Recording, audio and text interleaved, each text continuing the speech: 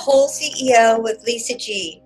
I'm the best-selling author of The Boss Weight Loss. I'm bringing you the top tips to be unstoppable. This is a once-in-a-lifetime opportunity to actually pull up a chair with today's top experts in weight loss, mindset, and business.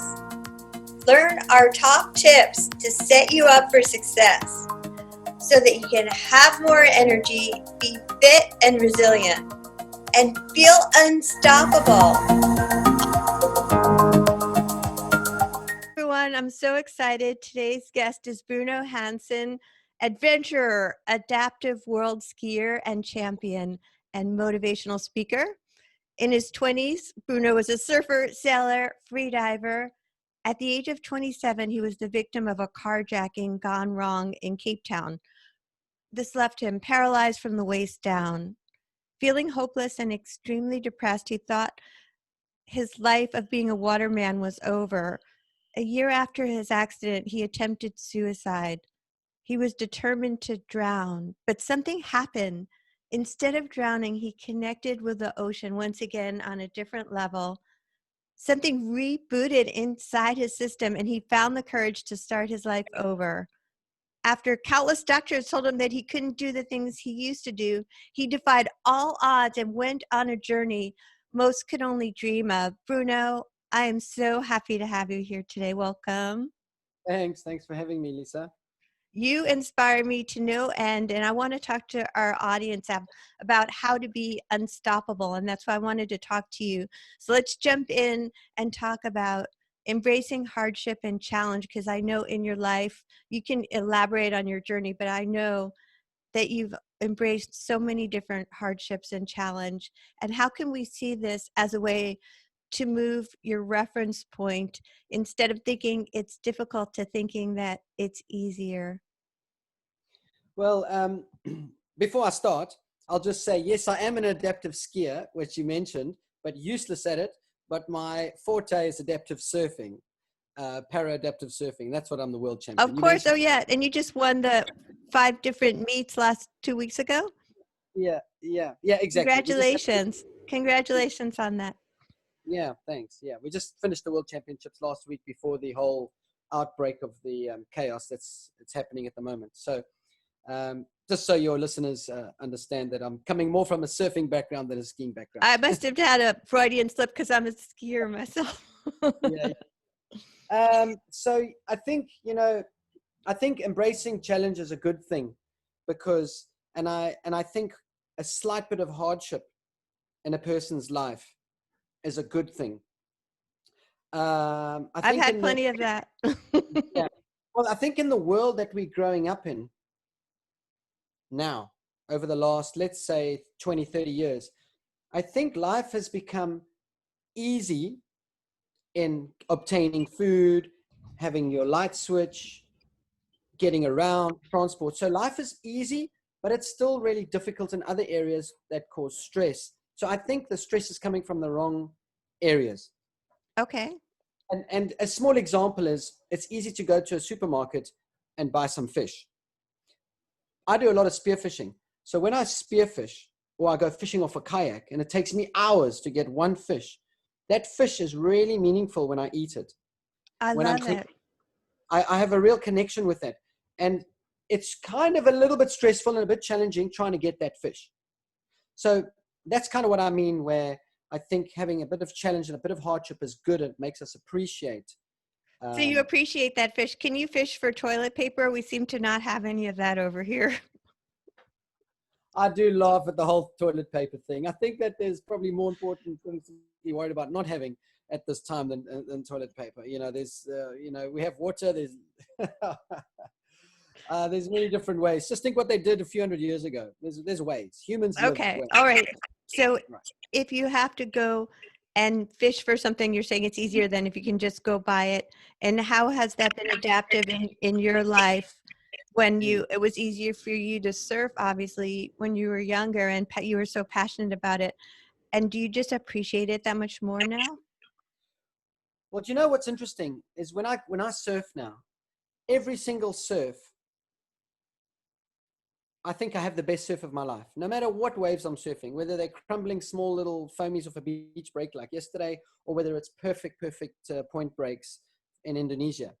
Now, every time I get out the water, I normally tell a friend that I think I just had the best wave of my life. And they always laugh at me, saying, Bruno, you say that every single time that you have the best wave of your life. And they don't really take me seriously. But when I was the captain of a surf charter yacht in Indonesia, at the most perfect surf spots on the planet, before they were all discovered, I used to be a bit of a spoiled brat, to be honest. If the wave wasn't exactly perfect, if the conditions weren't exactly right, I never really surfed. And I sort of took it all for granted, and I didn't appreciate the beauty and the power that the ocean was throwing at me at that time. Whereas now I have this full appreciation level of going into the water and surfing, because when I go into the sea now, I climb off my wheelchair, I crawl down the beach sand, which is normally very hot, especially in Panama because it's black sand. I normally cut my foot. Normally normally that happens. There's some injury. And so there's challenge in just getting into the sea. But I really, really enjoy it way more than I did when I was surfing before, when I wasn't paralyzed.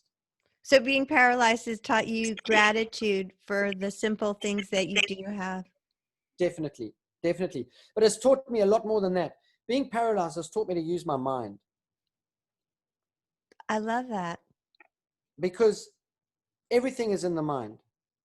Mindset is everything. I agree with you. Before being in a wheelchair, I'll just turn my camera just so you can have a look at that's my wheelchair at the moment there with my foot on it. I love it. Right. Okay. That's a homemade chair. I make my own wheelchairs basically, which are indestructible. You are so impressive. I was tired of breaking wheelchairs that cost $5,000 a wheelchair. So I started making my own, and I've had this one for about 7 years and I abuse it and it never breaks. So it's, anyway, what was I saying? We were talking about it's more than just gratitude about now that you're paralyzed, you appreciate everything. Yeah, what it's taught me is the ability to use the mind to accomplish what it is I've set out to accomplish. And I used to be very physical before being in a wheelchair. I weighed 90 kilograms. I was pure muscle. I've done 2 military services in 2 different countries. I've sailed oceans. I was a spear fisherman, a diver, a waterman. I surfed big waves. I did, gym all the time when I could, doing pull-ups. So I was very physical. But I was out of balance, I think. And I find now, being in a wheelchair, I've accomplished more being in a wheelchair than I did when I was up on my legs roaming around like a chicken without a head, basically. Because I've used my mind now, and I'm very, very, very into the law of attraction and the law of creating reality. Me too. I love it. At the end of the day, not that I know anything about it, but I believe in it and I know that it works because I've brought things into my life by just holding that thought in my head long enough, but without pressure. And somehow I end up in the right place at the right time, meeting the right people that influence me. And people call it luck. People say I'm the luckiest person alive. Well, I say it. And a friend said to me the other day, he goes, I was sitting in the wheelchair and I said, I think I might be the luckiest guy on this planet. And my leg was bleeding and I was in a bit of pain and I was sitting in my wheelchair. And he just looked at me and he said, that's rich coming from a guy in a wheelchair, but hey, I'll take it. I love it. Well, it's very science-backed. The law of attraction works when you believe something to be true and you say it out loud. It's way more powerful compared to a negative thought and a negative word said out loud.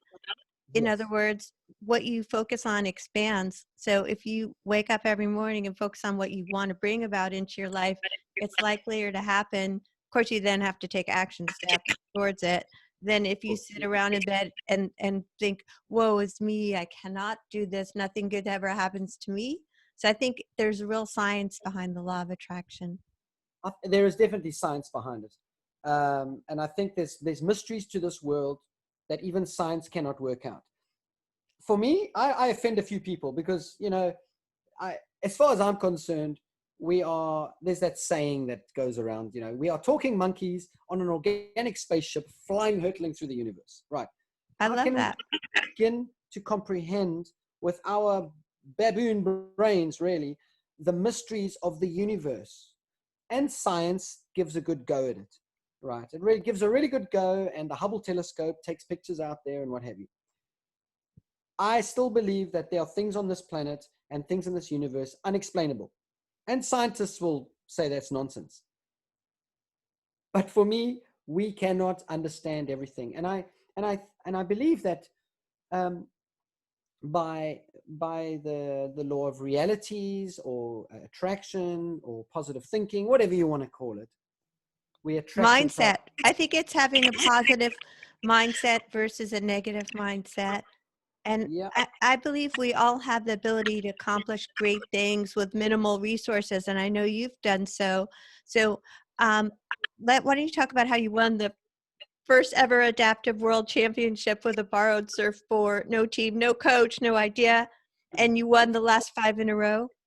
Yeah, so I was invited to surf the Adaptive World Surfing Championships in California, San Diego, and I didn't even have any idea of there being any other adaptive surfers in the world, paralysed surfers. I just did what I did. I'm paralysed from the waist down, and so I've got my upper body strength, and I just surfed with my friends.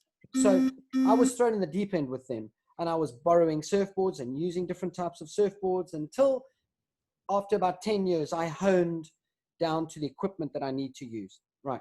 So I was invited to this World Championships, and I flew to San Diego. I didn't go with a team. I didn't go with a surfboard. I went just with a small backpack. I had nowhere to stay, and I was kindly offered a couch to sleep on at a South African's house. And I just really went along for the social. And I thought that everyone else was going to be a lot better than me.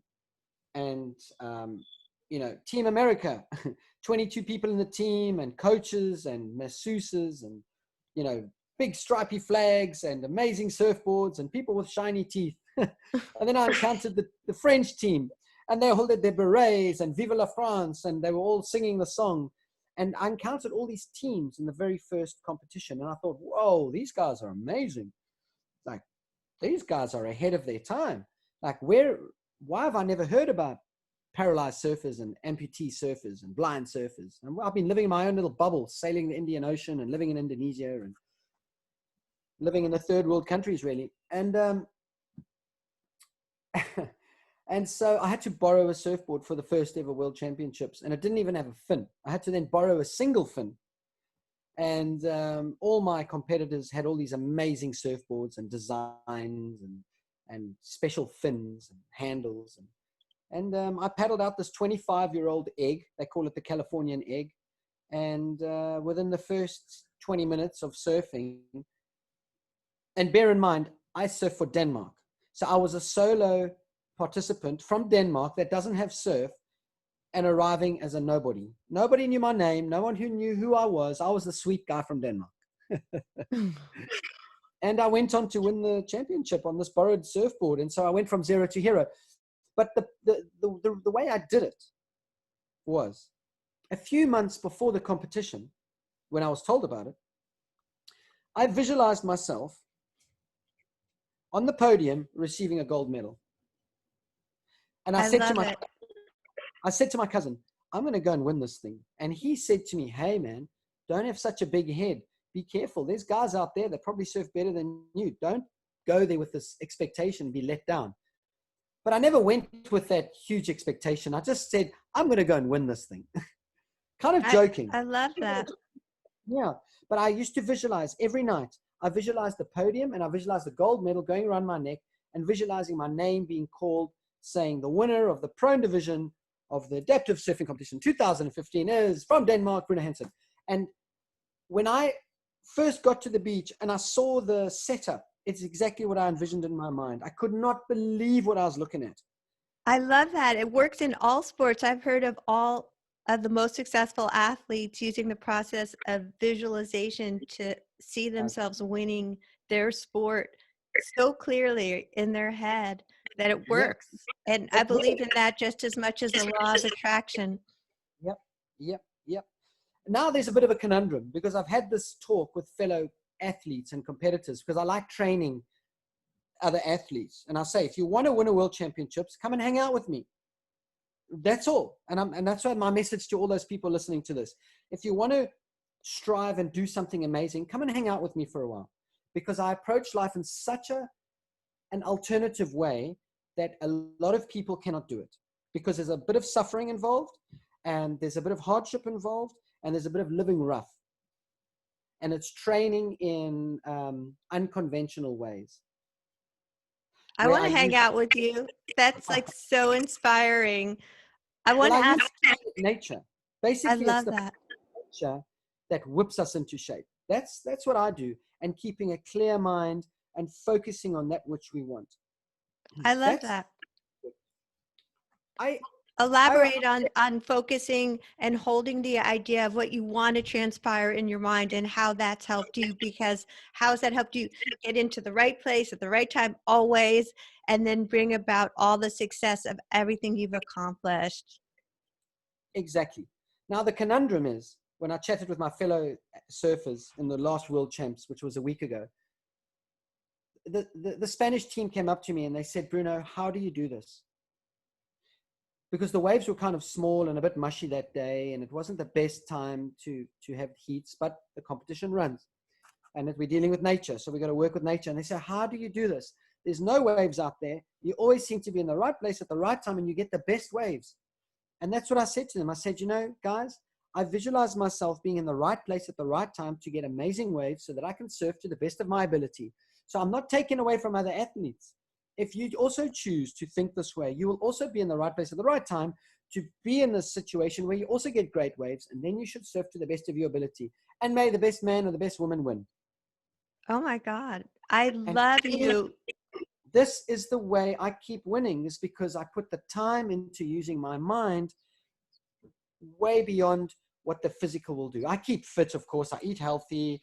I keep surfing, but I keep mentally fit. That is my focus. And that's how I keep winning. Well, you are an inspiration to all of us, because we all think we have problems, and you've overcome so many problems. Is there anything you want to leave our audience with to inspire them? You know, I'm a big believer in contemplation. First thing in the morning and the last thing at night. The first thing in the morning is not me grabbing my telephone to look at it. I wake up and I don't just jump out of bed. I wake up and I lie there for 1 minute and I plan my day. How do I want my day to unfold? That's great. And before I go to bed at night, I look back upon the day and I think, okay, how was the day? I look at it from an external view and I think, how did it go? How could I have been better? How could I have approached things better? How could I have reacted better or acted better? And I do that with my life as well. So my message is to the people listening is always act, never react. And this is a bit of a strange one, because we need to react if a lion is going to chase us. But in the world we live in now, a lone lion is just going to jump out of the woods and chase us. So when we're dealing with people and our emotions are running high, especially in this time of, you know, self-quarantine and stay home, I'm loving this. I'm loving the self-quarantine, staying at home for 14 days. Love it. You're an inspiration, and that's such great advice. I love the contemplation in the morning and self-evaluation at night. And I'm so inspired by you. How can people find you to connect? So I'm not the best on social media, but I do sort of answer the odd message here and there. My Instagram is Brunocean13. So the ocean shares the O with Bruno and ocean. So Brunocean13. And I have a website, brunocean.com, www.brunocean.com. BRUNOCEAN. Exactly. I love it. Exactly. Well, thank you so much, Bruno, for being an inspiration to the world. And congratulations on winning it, killing it in your surfing contest. Well, thanks for listening to me. My friends do call me Squid Lips, because I have been known to jabber a lot. And yeah, I just love imparting a good message to the world and trying to get out there what I've learned, which has helped me, especially, you know, through a hard time of paralysis. Thank you, Bruno. Thank you, Lisa. Thanks for joining Whole CEO with Lisa G. This episode is brought to you by my friends at Bossell. looks like a beautiful dress watch, acts like a smartwatch, so you can go from your workout to a dinner, screen your calls, track your activity, even your sleep.